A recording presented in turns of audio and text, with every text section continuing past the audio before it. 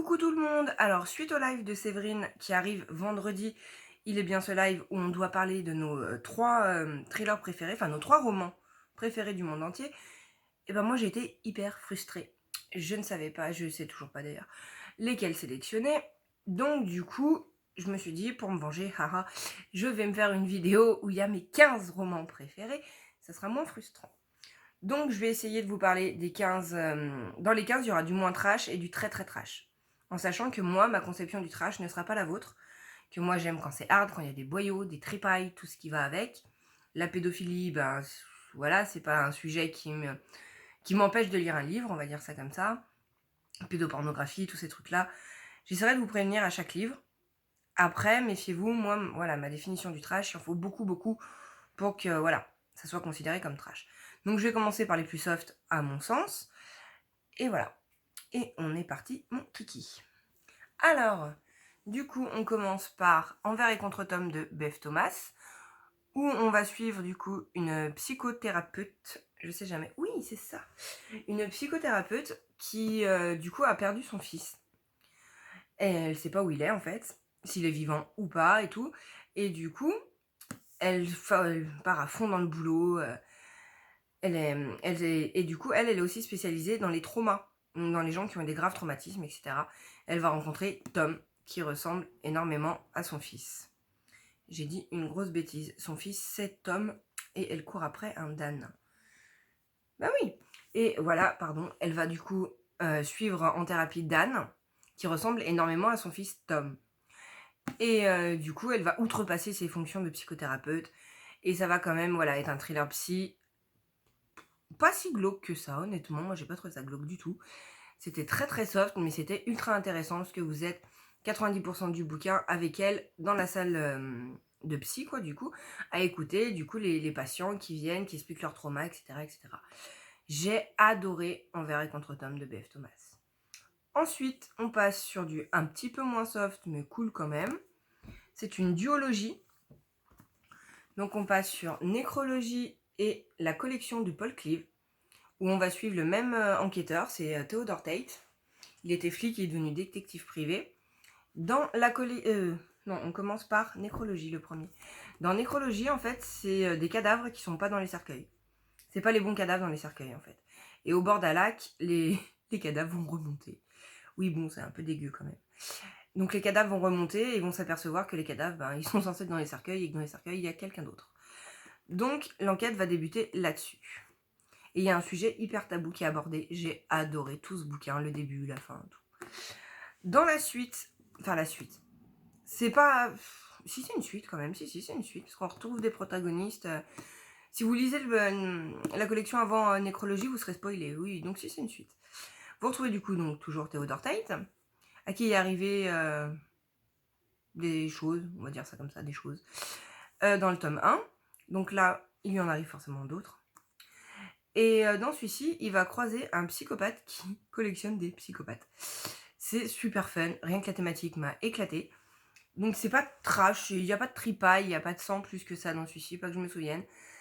Il y a pas vraiment de torture sur animaux, mais un petit chouille. Mais bon, pour que moi j'y supporte, c'est vraiment très très léger. donc c'est super sympa parce que voilà, l'autre... Et en plus, voilà, là où je voulais en venir, pardon, j'ai perdu mon idée en cours de route, c'est que le psychopathe, il est ultra attachant. Moi, ça faisait longtemps que ça me l'avait pas fait quand même, voire même jamais à ce point-là, que j'adore le psychopathe. C'est bizarre, hein, mais j'avais envie de l'aider tout du long, de lui dire attends, viens, donne-moi la main, on va avancer ensemble, je vais te filer un coup de main et ça va aller mieux. Parce qu'il a quand même une vie hardcore, hein, le psychopathe. C'est pas, voilà, c'est pas un enfant de cœur lui-même, mais il y a des raisons à ça. Donc du coup, j'ai adoré la collection de Paul Cleave. Ensuite, on va passer sur un tout autre registre, sur du Louise May. Donc j'en ai deux. Ils n'ont absolument rien à voir, qu'on soit bien d'accord. Hein. Et dans la deuxième femme, on va suivre une femme sous emprise par son mari, qui va lui faire plein de choses, enfin, c'est délicat à décrire. On va plutôt parler de la plume plus que de l'histoire, parce que de l'emprise, c'est de l'emprise. Un homme qui a de l'emprise sur sa femme, etc. Et on va voir les degrés de l'emprise, en fait. C'est à coup de phrase, par exemple, c'est bon ce que tu as fait aujourd'hui. La précision est bof. T'es belle, pour une fois t'es belle. Non, c'est plutôt même ça. Pour une fois c'est bon ce que t'as fait, et pour une fois t'es belle aujourd'hui. c'est des petits fions comme ça, des petits trucs qui passent, qui sont, voilà, qui mettent l'emprise comme ça petit à petit. Et elle va y croire, elle va penser du coup qu'elle est qu'une merde, etc. Elle le dit au début du bouquin qu'elle a aucune confiance en elle en fait, ce qui va vachement faciliter l'emprise par ce charmant personnage de monsieur. Et voilà. Et la plume est extrêmement particulière. Parce que vous allez suivre, comment qu'elle s'appelle, Sandrine. Vous allez suivre du coup ses pensées.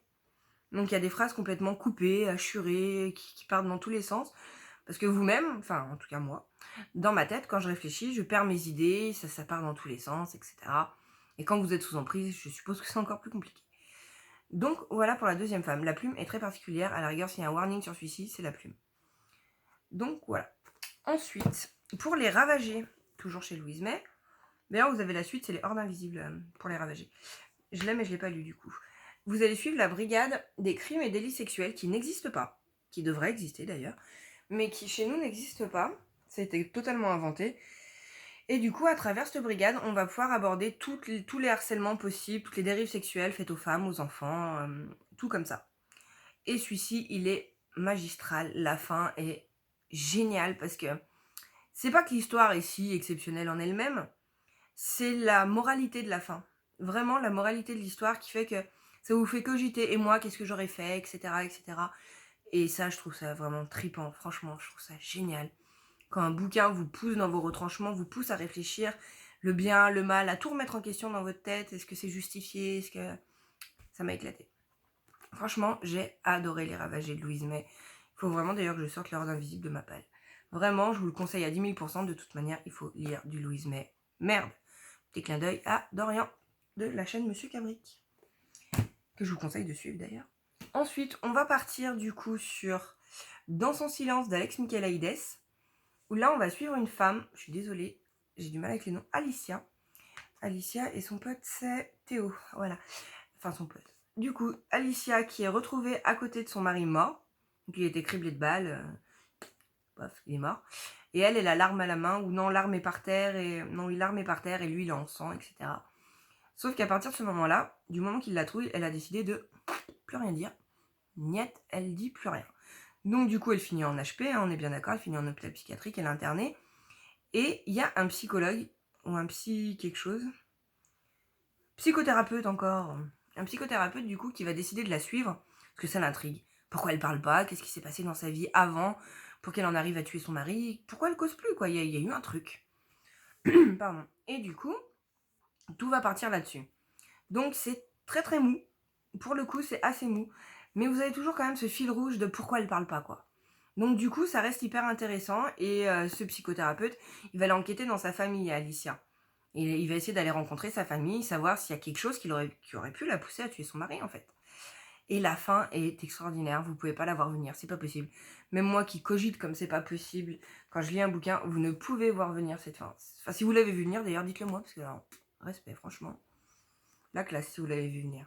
Donc voilà pour celui-ci. Ensuite, on va passer sur du séquestré, enfin sur séquestré plutôt, de Shiwi Stevens. Donc là, tout ce que je vous ai présenté, honnêtement, c'est soft. Il n'y a pas spécialement de tripaille, à la rigueur, Paul Clive qui est peut-être un petit peu moins soft. Je suis en train de devenir toute floue, non? C'est une impression. Donc, pour Shiwi Stevens, séquestré, c'est Annie, qui est séquestrée pendant une éternité, 12 mois. Punaise, 12 mois. Donc, elle est séquestrée par un taré qui passait par là, paf, il l'attrape, il l'embarque. Il va la mettre dans une cabane, il va la garder 1 an, il va lui faire les pires trucs possibles et imaginables. Cette partie est hyper intéressante. Voilà, que je dise pas de bêtises. Et après, elle trouve le moyen, enfin bref, d'une manière ou d'une autre, elle se libère, elle se carapate. Et il y a tout le côté, ça c'est toute la première partie, c'est sur les sévices qu'elle a vécu. Enfin même non, je sais plus comment c'est fait exactement, mais il y a toute une partie sur les sévices qu'elle a vécu et après tout le côté post-traumatique qui est hyper intéressant. Et je dis une bêtise, il n'est pas du tout scindé en 2 le livre. C'est qu'en fait, elle va chez une psy et elle raconte tout ce qu'elle a vécu. Donc vous apprenez petit à petit à chaque séance de psy ce qu'elle a vécu. Voilà, c'est ça. Et c'est hyper trash ce qu'elle a vécu. Et après, du coup, vous la suivez à côté des séances de psy où elle a un syndrome post-traumatique catastrophique, quoi. Elle est terrorisée, elle vit plus, enfin, ça a été très très très dur pour elle. Et il est génial aussi, je l'ai lu l'été dernier, c'est super, franchement, c'est un excellent thriller sur la séquestration, moi j'ai adoré. Après, j'ai un ami qui a pas aimé, mais petit clin d'œil aussi à lui, il n'aime rien de toute manière. Donc voilà, vraiment, Séquestré, je vous le conseille, pardon, à 10 000%. Il est super sympa. Ensuite, on va passer sur le trash. On va commencer par du bien glauque, bien dégueu, bien sympathique. Avec Ingrid Desjours et Sa vie dans les yeux d'une poupée. Alors, il n'y a pas de sang. C'est pas tripaille à l'air, etc. Mais c'est ultra glauque. C'est que dans les premières pages, vous avez la pire scène de viol que j'ai pu lire. Bien explicite, bien détaillée, bien... Ah, on y va à fond, hein, comme ça au moins. Fais pas les choses à moitié, Ingrid. Hein. Et c'est passionnant. C'est un énorme thriller psy.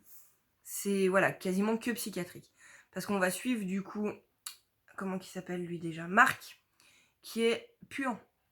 Marc, du début à quasiment la fin, il est exécrable. C'est un flic misogyne, désagréable. Il puant, quoi. Et notre petite Barbara, du coup, qui s'est fait attraper par un vieux dégueulasse dans un parc, c'est la scène de départ, comme je vous disais, qui va vriller, en fait. Enfin, vriller. Non, elle va pas vriller, mais c'est qu'elle vit avec sa mère, avec une mère vachement possessive, une mère handicapée, qui est... C'est malsain, leur relation. Enfin, tout est malsain dans ce livre, de toute manière. Tout est absolument malsain. Et c'est génial. En ça, c'est absolument génial. C'est du gros thriller psychiatrique, bien glauque. Et c'est trop bien. C'est pour ça que je l'ai mis dans le trash. Pas pour le côté trip, mais pour le côté vraiment ultra glauque, quoi. Moi, celui-ci, je l'avais lu d'une traite quasiment en 2 jours. J'avais fait une petite nuit blanche. J'arrivais pas à le lâcher. Il est vraiment super sympa. Mais voilà, warning glauque, hein, celui-ci. Ensuite, on va partir sur quoi ? Voyons voir. Allez, hop. On va partir sur Lisa Garner avec Derniers adieux. Donc là aussi, on fait un warning trash, glauque, etc. Je vais pas vous le redire à chaque fois, mais quand même, faites gaffe. Et là, du coup, on suit Kimberly Quincy du FBI. Tac, tac, tac, qu'est-ce que je peux vous en dire ? Ah oui, plein de jeunes filles qui ont disparu. Je suis désolée, j'avais complètement oublié le résumé. Enfin, le résumé. Je me souviens de l'histoire, hein, mais comme je veux pas vous dire... je veux pas vous spoiler, il faut quand même que... Et j'oublie de le relire. Oui, en fait, voilà, des prostituées qui disparaissent. En gros, ça part de ça. Mais c'est bien plus complexe que des prostituées qui disparaissent, hein, parce qu'il y a plein d'autres choses. Et c'est pour ça que, voilà, je me souviens si j'avais le droit de vous les dire ou pas. Et non. Donc voilà, vous allez suivre, du coup, ma petite Quincy avec le Burgerman, un gros psychopathe, voilà, qui torture des femmes, qui kidnappe des prostituées, qui leur fait des misères pas possibles. Et c'est hyper, hyper bien.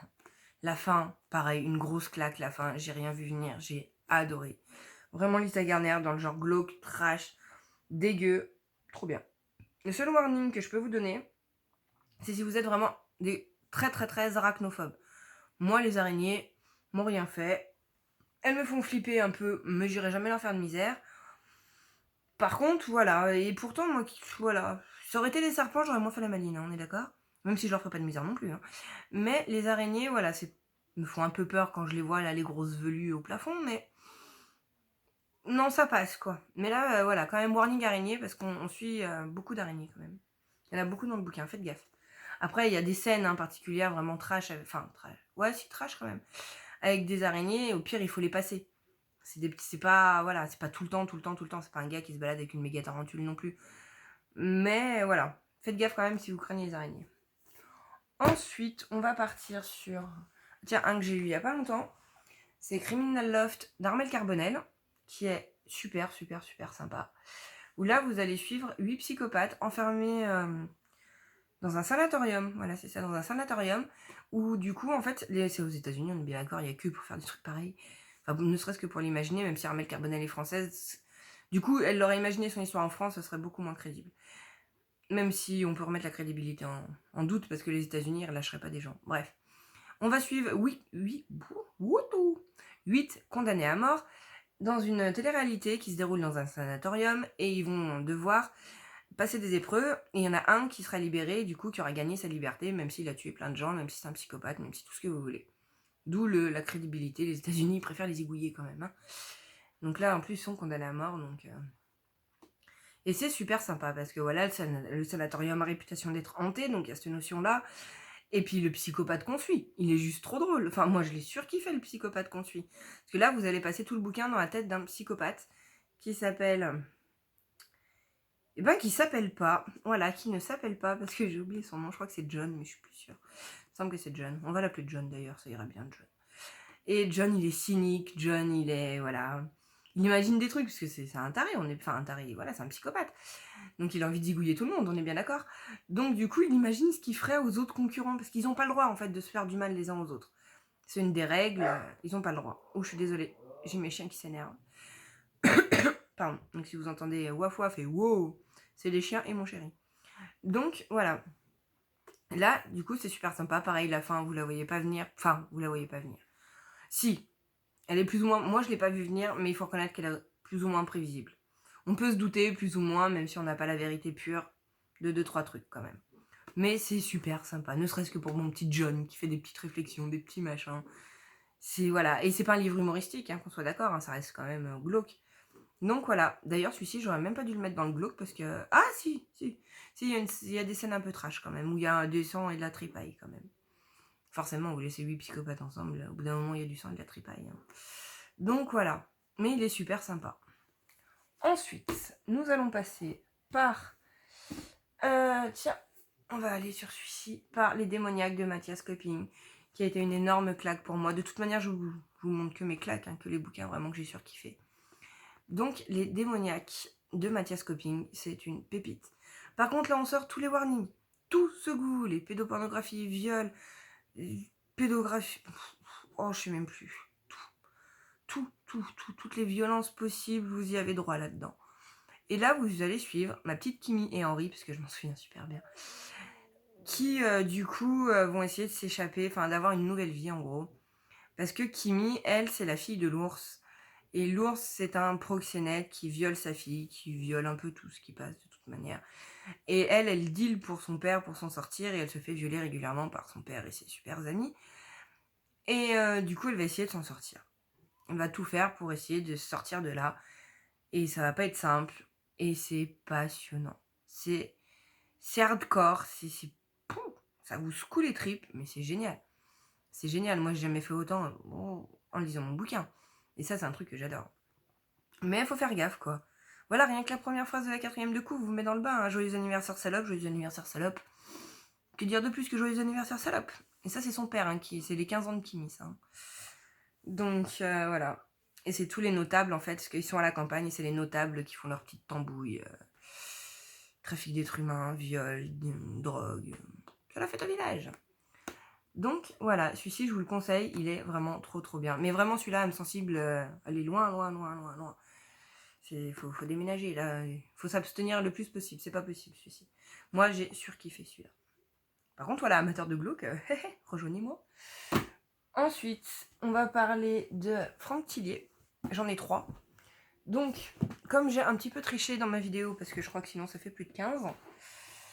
Oula, pardon, tout est tombé, pas bougé.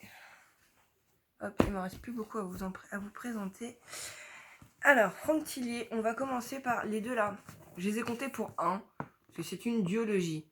Je vous en supplie, faites-moi plaisir. Ne lisez pas Il était 2 fois sans avoir lu le manuscrit inachevé. Faites-le pour moi si vous le faites pas pour vous. Non, vraiment, franchement, ce serait tellement triste, tellement dommage. Vous voyez tous mes petits marque-pages, je vais vous expliquer justement. Tout est relié en fait.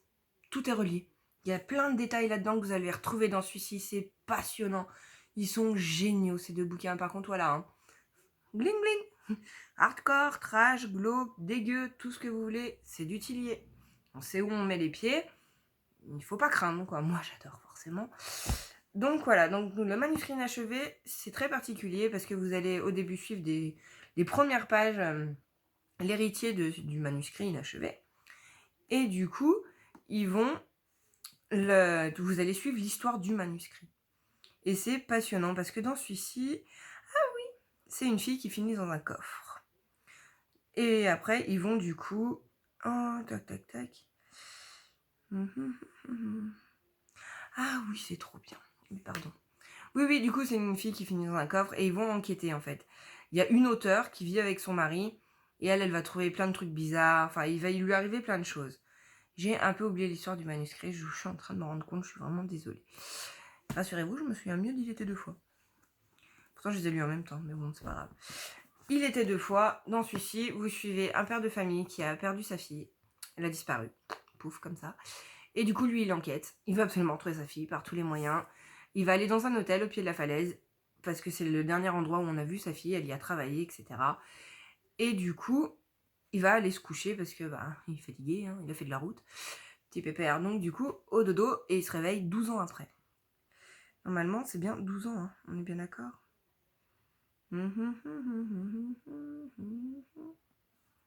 Normalement, c'est 12 ans, hein. Ouais, 12 ans, pardon. Je suis désolée. Petit intermède musical, je vous ai fait une petite chanson en plus. C'est de la chance. Donc voilà, 12 ans après, il se réveille. Et il est perdu, oui, forcément. Vous vous couchez en 2009, vous vous réveillez en 2021, ça peut perturber, quoi. C'est pas les bonnes dates, hein, c'est un exemple que je vous donne. Donc voilà, et il va continuer, du coup, il va reprendre son enquête quand même, 12 ans après, sachant qu'il a quand même beaucoup moins de chances de le retrouver, Bichette. Et il est génial, ce thriller. Il y a un rapport avec l'art, et c'est génial. La fin, elle est hard et tout, enfin, moi je me souviendrai de la fin quand même. Parce que il faut savoir aussi, si vous l'avez déjà lu, ou si vous comptez le lire de toute manière, que Franck Tillier se renseigne en fait sur tous les faits qu'il donne.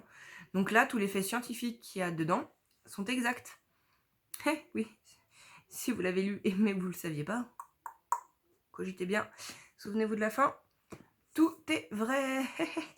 Et ça fait bien flipper de se dire que bon, un auteur qui pense à des choses dégueulasses, c'est bien, au pire il est taré.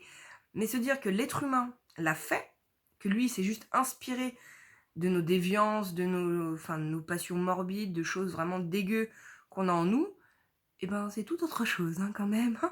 Merci. Ensuite, sur ces deux Tilliers, on va aller sur un autre Tillier. Alors, c'est un tout autre genre, celui-ci. Ça n'a absolument rien à voir. Il est magistral, celui-ci. L'Anneau de Mobius, c'est le premier Tillier que j'ai lu. Et je peux pas dire que c'est mon préféré, parce que les deux autres, je les adore aussi. Donc, mais vraiment trop bien, celui-ci. Y a rien à dire, quoi. C'est quoi? Ah oui, oh mon dieu, oui. Oula, warning gore, dégueu. Enfin, gore, je sais plus, mais dégueu, très vraiment, vous allez apprendre des pratiques sexuelles que vous seriez vraiment passé d'apprendre. Hein. Savoir qu'il y a des gens qui font ça, même pour la culture personnelle, voilà quoi. C'est pas utile quoi. Et si c'est votre truc, tant mieux pour vous. Je sais plus quoi vous dire. Non, c'est vraiment trop bien. Et c'est une enquête, du coup, il y a un flic et un gars. Et le flic, du coup, il va enquêter, machin, sur les meurtres qu'il va y avoir. Parce que du coup, j'ai pas le droit de vous le dire, ce qui se passe. Ah si! Une plongée dans le monde des déviants sexuels et des monstres de la nature. Imaginez ce qu'un monstre de la nature et un déviant sexuel peuvent faire ensemble. On restera sur cette phrase. Du coup... Ah oui, et c'est ça. Et vous allez suivre aussi Stéphane, à côté du flic, qui rêve qu'il tue des gens. C'est ça, on est bien d'accord? Non, qui rêve qu'il est recherché par la police, mais il sait pas pourquoi. Et il fait des rêves comme ça, en fait, et à chaque fois qu'il rêve, ça avance, en fait. Le rêve, en gros, si vous voulez, se poursuit. Il y a une continuité. C'est, voilà, comme si vous rêviez que vous étiez lundi, il se passe quelque chose, après vous rêvez que vous êtes mardi. Enfin, c'est une suite, ça continue. Et c'est génial. C'est génial. Parce que voilà, dans son rêve, il est recherché par les flics parce qu'il aurait tué une petite fille. Et non, franchement, celui-ci, c'est compliqué à expliquer, je vous jure. Il est trop bien, il faut le lire. Il peut être un chouille impressionnant parce qu'il fait 500 et quelques pages. Mais il fait 596 pages, donc il en fait 600, quoi, on va pas chipoter. Et il en aurait fait 700 ou 800, j'aurais été encore plus contente. Non, franchement, c'est une tuerie ce bouquin. Vraiment, je vous le conseille à 10 000%. Ensuite, on arrive presque à la fin. On va partir sur de l'horreur. Donc, comme je vous ai dit, comme j'ai triché dans ma propre vidéo parce qu'il y en aura un peu plus de 15. Ah, il y a Tchoum, c'était mon chéri. On va partir cette fois sur de l'horreur un peu particulier. Sur celui-là, c'est de l'horreur pure. On va commencer par celui-ci. De Joe Hill, c'est le costume du mort. C'est de l'horreur pure. Vous allez suivre Cradock McDermott, qui a un nom drôle, mais qui ne vous fera pas rire du tout. Parce que quand on croise Cradock, ça fait flipper quand même. Non, franchement, il n'y a que Joe Hill qui arrive à me faire peur, comme ça. Vraiment dans l'horrifique, hein, qui me fait vraiment très très peur. Parce que j'avais lu Sanctuaire de James Herbert et je me suis enquiquiné comme un rat mort. Il n'y a rien qui m'a fait peur. Ça devait être une petite gamine possédée. Pas par qui elle était possédée, mais c'était pas passionnant. Bref, on revient sur Joe Hill. Et ça, c'est vraiment trop bien. Parce que là, vous allez suivre un rocker avec sa chérie du moment, parce que petit pépère, le rocker, il perd pas le nord. Du haut de ses 60 balais, il change de copine très régulièrement. Elles ont forcément une vingtaine d'années, on est bien d'accord. Et il les prend, il les vire, ça dure le temps que ça dure, ils s'amusent ensemble, et puis voilà. Et là, la dernière en date, c'est Georgia.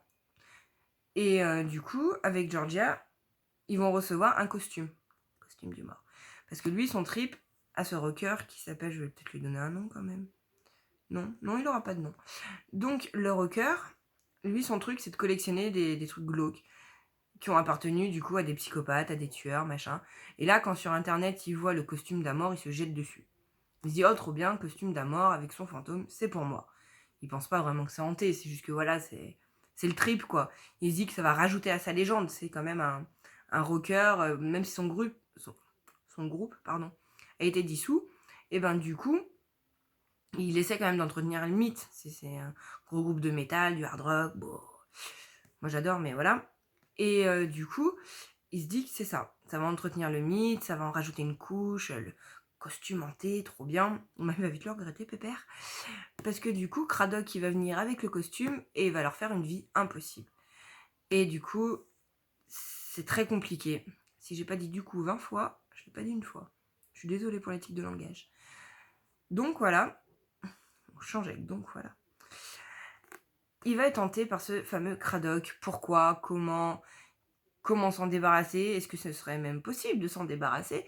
Que tout ce que veut Cradock, hein, c'est qu'il meurt, hein, c'est le zigouiller, c'est l'emmener avec lui. Il le dit toujours. Les morts tirent les vivants vers le bas. Je crois que c'est une phrase qui revient souvent, ça. Les morts tirent les vivants vers le bas. Ouais, non, elle n'y est pas sur la 4e. Mais il le dit souvent, il lui dit.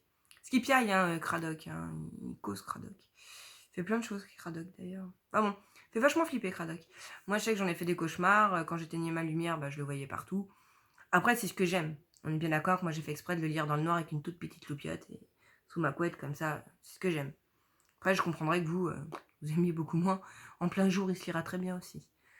Ensuite, les 2 derniers pour Joe Hill. Ah, j'en avais mis un autre de côté, je l'ai paumé. C'est pas grave. Pardon. C'est Nosferatu de Joe Hill, du coup, qui est génialissime. C'est pas de l'horreur. On ne part pas dans de l'horreur, on part toujours dans du glauque, hein. C'est moi quand même.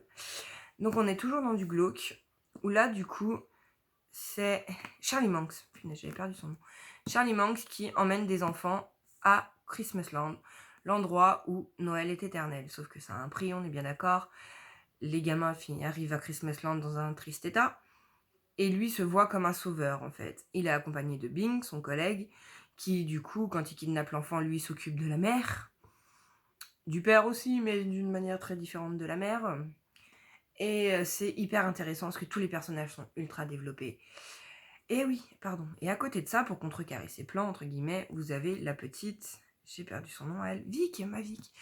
Victoria McQueen, qui, du coup, elle, sur son vélo, elle pédale. Et elle va où elle veut, en fait. Où est le doudou perdu de Trucmuche? Elle pédale, paf, elle arrive à l'endroit où il y a le doudou perdu de Trucmuche. Et c'est hyper intéressant parce que, du coup, elle aussi, c'est une enfant. Ils vont forcément se croiser à un moment donné. Je suis en train de me mélanger les pinceaux avec la série, c'est horrible. Parce que la série n'est pas très... Enfin, une excellente adaptation, mais pas hyper fidèle au livre quand même, hein. Donc voilà, et c'est hyper gros, c'est passionnant, la fin est géniale, tout est génial. Parce que du coup, voilà, sa rencontre avec Charlie Manx va être explosive.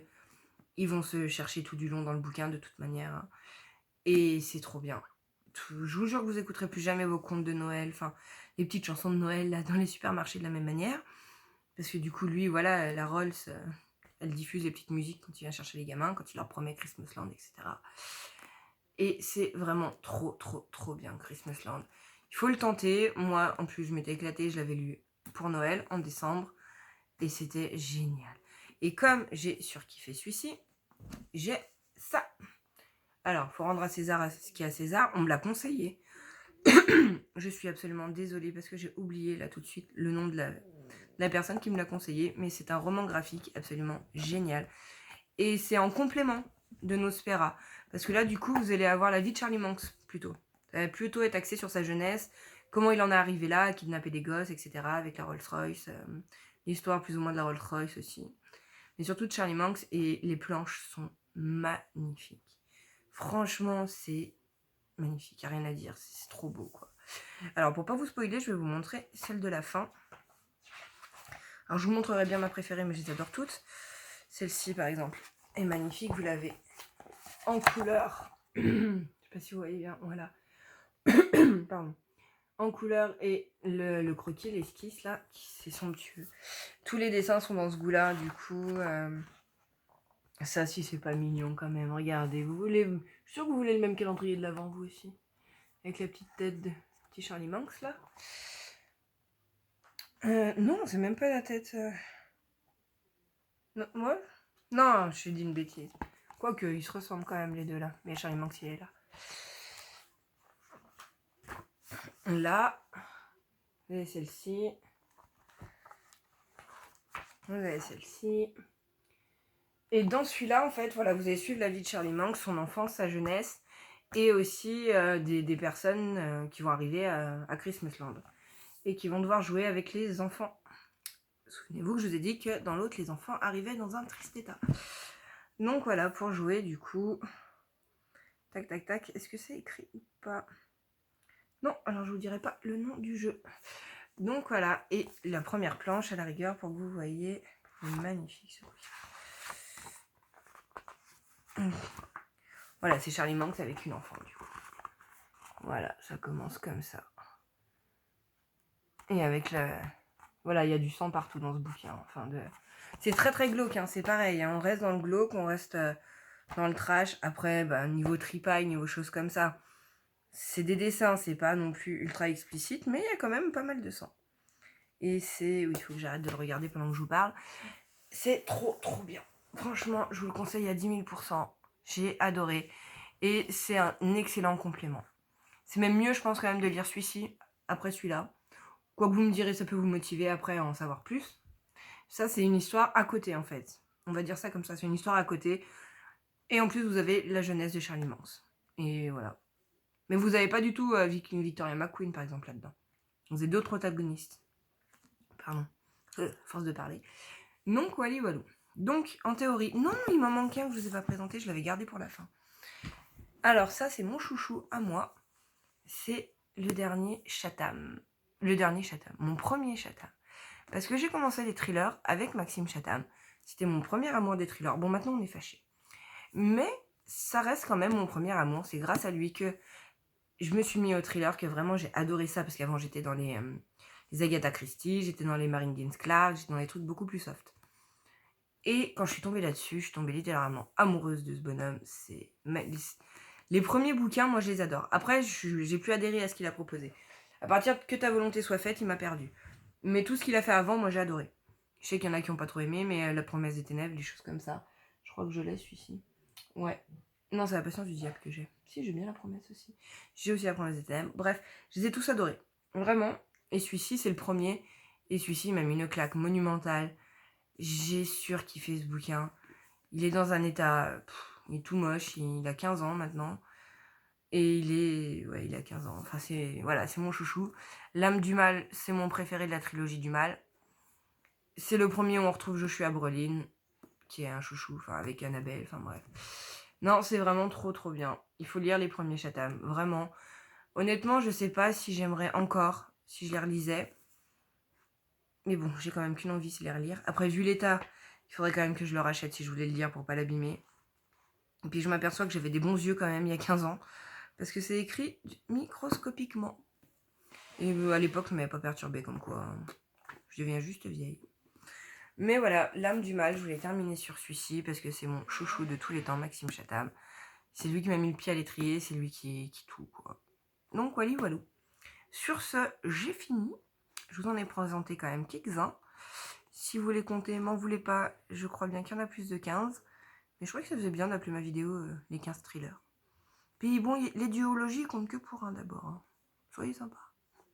Bon, sur ce, je vous laisse. Je vous fais plein de bisous. On se retrouvera bientôt pour une vidéo Glooby-Boulga, pour des tags, pour plein de choses, des facs aussi. Je vous fais plein de bisous. Je vous souhaite du coup un bon week-end, parce que là, tout de suite maintenant, on est lundi. On est lundi ou on est mardi? C'est une bonne question. Nous sommes lundi. Le temps que j'arrive à la publier, que je fasse le montage, vous devriez l'avoir pour ce week-end. Avec de la chance, peut-être mercredi.